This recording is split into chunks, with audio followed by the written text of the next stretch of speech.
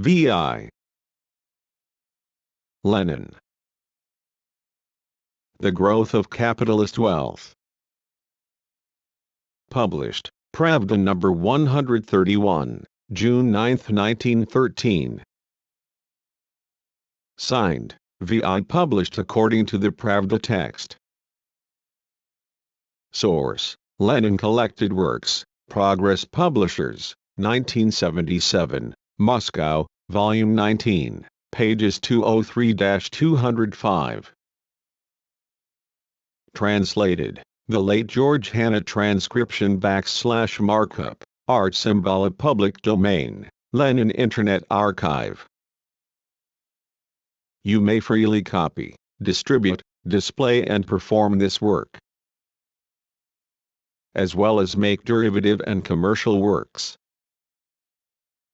Please credit Marxist's Internet Archive as your source.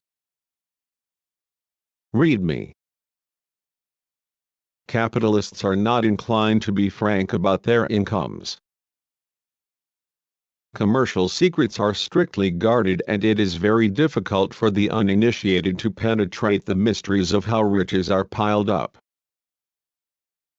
Private property is sacred. Nobody is permitted to meddle in the affairs of its owner. Such is the principle of capitalism. Capital, however, has long since overstepped the bounds of private property and introduced joint stock companies. Hundreds and thousands of shareholders who do not know each other make up a single enterprise. And these property owners are quite often diddled by smart businessmen who empty the pockets of their business partners using commercial secrets as a cover. Sacred private property has been forced to sacrifice a bit of its sacredness. Laws have had to be made compelling joint stock companies to keep proper books and publish the chief results of their accountancy. This, of course, has not prevented the public being swindled.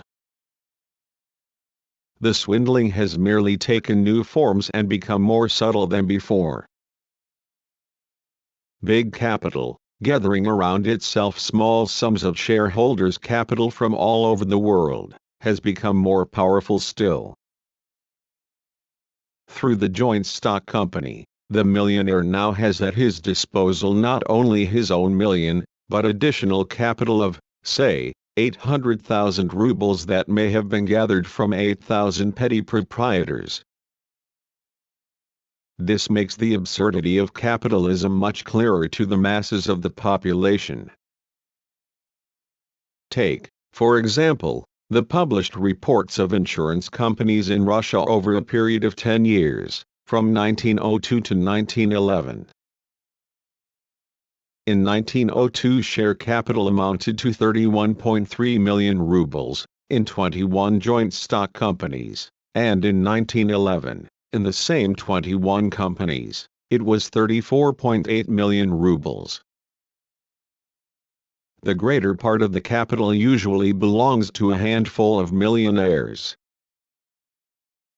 10 or 20 magnates perhaps hold shares for 18 million rubles, which gives them a majority vote, and they can, without any control, dispose of the other 13 or 16 million rubles belonging to small shareholders. The professors who defend capitalism chatter about the increase in the number of property owners when they see a growth in the number of small shareholders. What actually happens is that the power, and the income, of the millionaire magnates over the capital of the small fry is increased. Just see how our insurance kings have expanded in the course of this 10 years. The average dividend on share capital for the 10 years was more than 10%. Not a bad profit, eh? In the worst year of the decade they earned 6 kopecks in the ruble, and in the best year 12 kopecks. Reserve capital was doubled. In 1902 it amounted to 152 million rubles and in 1911 to 327 million rubles. property was almost doubled as well. In 1902 it was valued at 44 million rubles and in 1911 at 76 million rubles. The result, in 10 years in 21 companies, 32 million rubles worth of new property. Who earned this property? Those who did not work, the shareholders, and first and foremost the millionaire magnates who hold most of the shares. The work was done by hundreds of employees, who canvassed insurance clients, inspected their property and labored over the accounts. These employees remained employees. They do not receive anything more than their salaries, which, as we know, are in the majority of cases insufficient even to maintain a family decently. They cannot accumulate any property. If any of the magnates did a bit of work as a director, he received special remuneration in the form of a ministerial salary and bonuses. The gentlemen holding the shares grew rich for not working. During the decade they received on the average 3 millions a year net profit for the toil of clipping coupons, and accumulated additional capital to the tune of 32 million rubles. Notes.